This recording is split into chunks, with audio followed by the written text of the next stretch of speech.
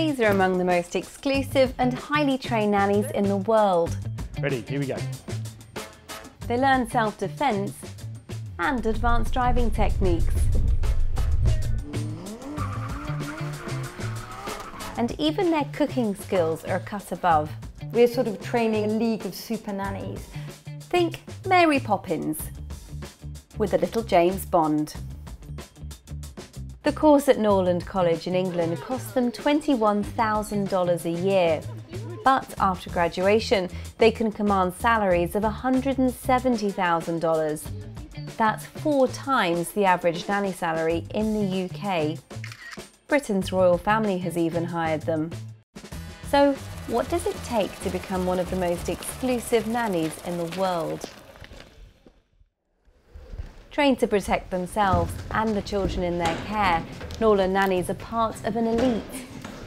Often working for high-profile employers, they're expected to deal with potential threats, like kidnap attempts. Unfortunately, I have had an experience where a man tried to take the little girl that I used to look after. I said, "You need to give her back," and he said, "No," and so I just had to pull her off of him whilst holding onto the buggy where her baby brother was. It is scary, but that's why I think parents hire Norlanders, because we are given that extensive training for these worst case scenarios, because actually the big wide world is very scary and you are looking after their most prized possession. No. Shaking, your hands are shaking. Got the adrenaline going. In the career they've chosen, No! a lot of them don't realise what they're capable of, but after getting them into this, they really do come out of themselves. It takes 4 years to become a fully qualified Norland nanny. 3 years of study, followed by a year's placements with a family. And it's more expensive than studying at Oxford or Cambridge University. But the idea is that their qualification will soon start paying off. Within a year, they're actually averaging about $40,000 a year. So that's a young person in their early 20s, probably earning more money than perhaps an up-and-coming accountant or lawyer. With the nannies earning that kind of money, skills like cooking and sewing have to be at the highest level.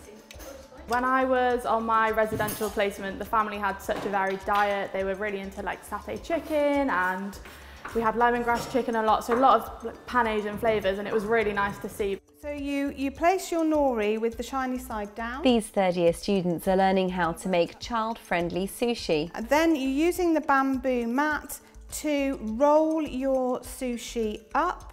I really don't enjoy cooking, to be honest, and so the lessons have been really, really helpful for myself, as I am not a confident cook.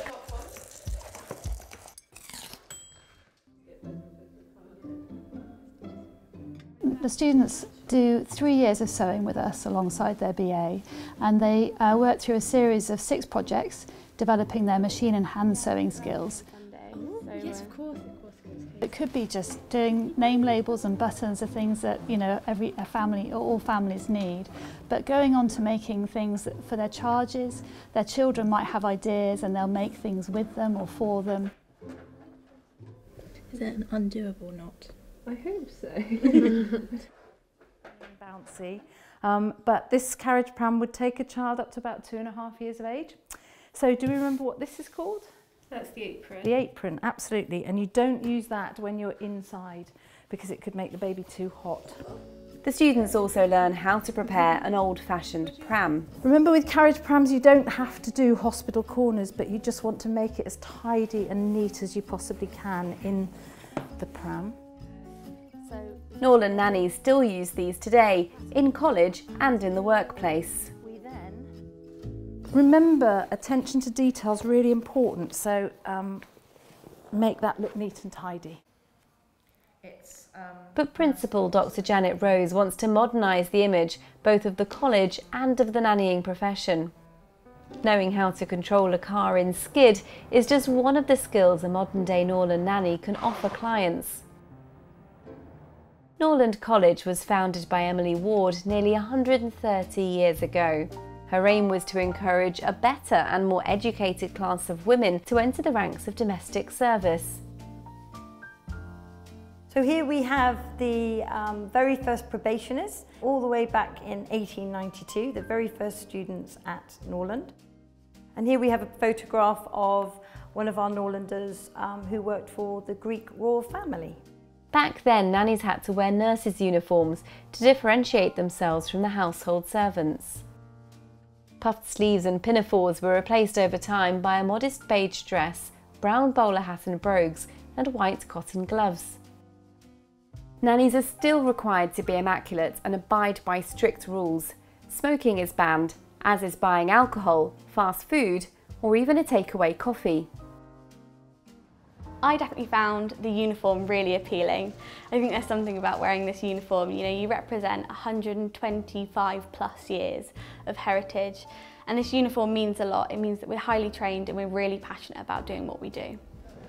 The college wants to attract more diverse, more international students. Norland is also taking on university status. Soon we will become Norland University and will be the first specialist early years university in the world. But for Freya, becoming a Norland nanny isn't about pay or prestige, it's about a passion for the job. I want children to learn because they want to, I want them to explore because they want to, and be curious about the world. And for me, seeing that is the most rewarding thing ever. That's more rewarding than any paycheck I could ever get. Seeing a child exploring, being curious, wanting to learn, wanting to grow, that's just so incredible. Which sounds, for parents who can afford it, practically perfect in every way.